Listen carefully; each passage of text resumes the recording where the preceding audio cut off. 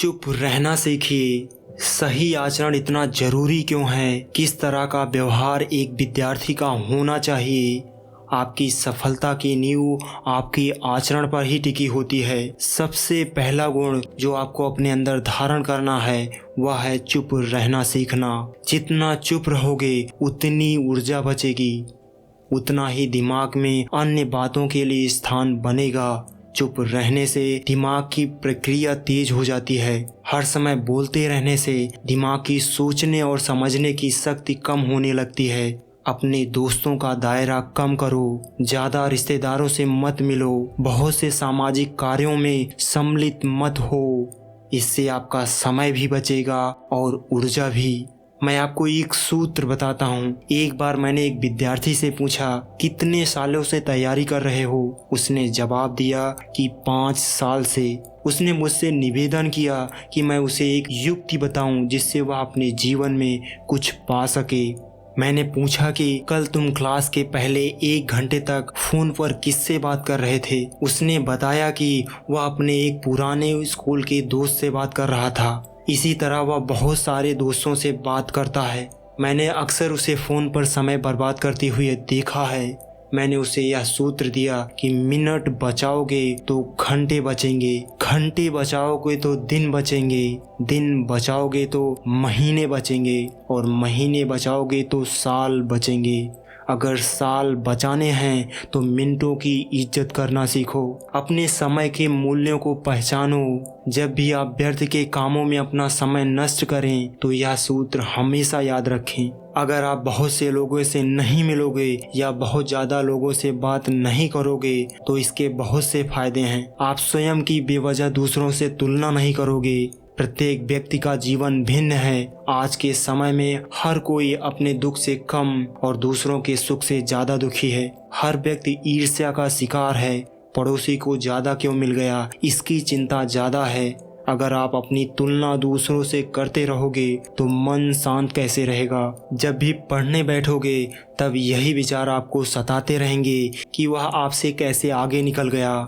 कई बार आप दूसरों के सामने अपना ज्ञान दिखाना चाहोगे जो आपने पढ़ा है या फिर अपना कोई भी टैलेंट। हम अपनी 90% एनर्जी दूसरों के सामने अपनी एक ऐसी छवि दिखाने में खर्च कर देते हैं जो हम असल में हैं ही नहीं, सिर्फ एक क्षणिक अहमियत पाने के लिए। अगर उसी ऊर्जा को हम अपने लक्ष्य तक पहुंचने में खर्च करें तो निश्चित ही सफलता पा सकते हैं। हर व्यक्ति के पास सीमित ऊर्जा होती है। सब लगभग उतना ही भोजन करते हैं, सब 3 वक्त का ही खाना खाते हैं, सबके पास एक दिन में सिर्फ 24 घंटे ही होते हैं। फिर ऐसा क्यों है कि कुछ लोग आकाश को छूने लगते हैं और कुछ लोग जीवन में एक के बाद एक असफलता प्राप्त करते हैं?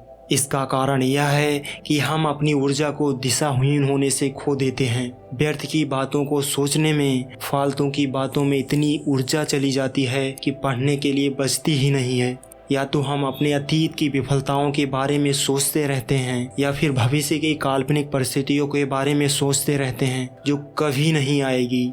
एक उदाहरण देकर समझाता हूँ। मान लो आपको एक रेस में हिस्सा लेना है। उस रेस में 10 प्रतिद्वंदी हैं। रेस से ठीक पहले रेफरी आपके पैरों में 10 किलो का एक बैग बांध देता है और आपसे कहता है कि अब दौड़ो। क्या आप रेस जीत पाओगे? नहीं ना। वह इसलिए कि आप अपनी बहुत सी ऊर्जा उस बैग को खींचने में खर्च कर दोगे और बाकी लोग क्योंकि उस भार को नहीं ढोएंगे इसलिए आसानी से आगे निकल जाएंगे। आप समझें कि ऊर्जा बचाने के क्या फायदे हैं। सिर्फ यह ज्ञान मात्र होना कि आपके अंदर सीमित ऊर्जा है, आपको किसी भी रूप में नष्ट नहीं करना है। यह ज्ञान मात्र ही आपको अपने लाखों प्रतिद्वंदियों से आगे निकाल देगा। अगर अपने से कमजोर लोगों के साथ बैठोगे तो ऐसा लगेगा कि आपने पता नहीं क्या अचीव कर लिया। एक झूठा अहंकार आ जाएगा। बिना जीवन में सफल हुए कई बार आपका मन करेगा कि दूसरों को दिशा दिखाओ। इस सब में भी आप व्यर्थ में अपनी ऊर्जा खर्च कर दोगे। मान लो एक चाय का कप है, उस कप में कहीं से कुछ बूंदें आ गईं। उस कप का मन हुआ कि बाकी चाय की कपों को भी दान करें, उन्हें भी कुछ बूंदें दे दें। उसने कुछ अपने निकट के कपों को आमंत्रित किया और उसने अपनी कुछ बूंदें डाल दी। उसे अंदर से सेटिस्फैक्शन हुई, बहुत अच्छा लगा कि उसने दूसरों की मदद की। वो कब घर आया और उसने अपने आप को दर्पण में देखा, देखते ही उसके होश उड़ गए। वह दंग रह गया, वह अंदर से पूरी तरह सूखा था। अपनी सारी बूंदें तो उसने दूसरों को दान दे दी। दरअसल आप उसी कप की तरह हैं, दूसरों को ज्ञान बांटते घूम रहे हैं। खुद बहुत ही जल्द सूख जाओगे, निष्क्रिय महसूस करोगे, अंदर से खालीपन महसूस करोगे। तो फिर सही तरीका क्या है? एक कप को अपने आप को इतना भर लेना चाहिए कि वह ओवरफ्लो कर जाए। जब उसमें बहुत पानी भर जाएगा तब वह पानी उससे बाहर निकलकर दूसरों तक पहुंचेगा। उससे वो कप दूसरों को भी पानी दे पाएगा और खुद भी खाली नहीं होगा। उस कप को दूसरों के पास भी नहीं जाना पड़ेगा। जब आप बहुत विद्वान हो जाएंगे तो आप विनम्र हो जाएंगे। दूसरे लोगों के पास ज्ञान बहकर पहुंचेगा, आपको किसी के पास नहीं जाना पड़ेगा, कोई दिखावा नहीं करना पड़ेगा। आपके व्यक्तित्व में उस ज्ञान की आभा अलग ही दिखेगी। क्या किसी प्रकाश पुंज का प्रकाश फैलने से कोई रोक पाया है? प्रकाश पुंज बनिए, कुछ बूंदों वाले कप नहीं। रविन्द्रनाथ टैगोर ने कहा था कि एक जली हुई मोमबत्ती ही दूसरी मोमबत्ती को जला सकती है। पहले खुद को प्रकाशमय करिए, एक लट्टू की तरह बनिए। गांव में अक्सर बच्चे लट्टू चलाते हैं। कभी यह नोटिस करिए कि जब लट्टू अपनी सबसे ज्यादा गति पर होता है तो ऐसा लगता है कि जैसे एकदम सा रुका हुआ है। उसी तरह आपको होना चाहिए। दूसरे लोग देखें तो ऐसा लगे कि आप स्थिर हैं, लेकिन असल में आप अपनी अधिकतम रफ्तार पर घूम रहे हों। इतना ज़्यादा ठहराव आपके अंदर होना चाहिए, एकदम दिखावे का नामो निशान नहीं। दूसरों को पता ही नहीं चले कि आप क्या कर रहे हैं और आपकी रफ्तार कितनी है। जब एक बीज अंकुरित होता है तो क्या आवाज़ होती है? क्या जब वह आकार में बड़ा होता है तो आवाज़ होती है?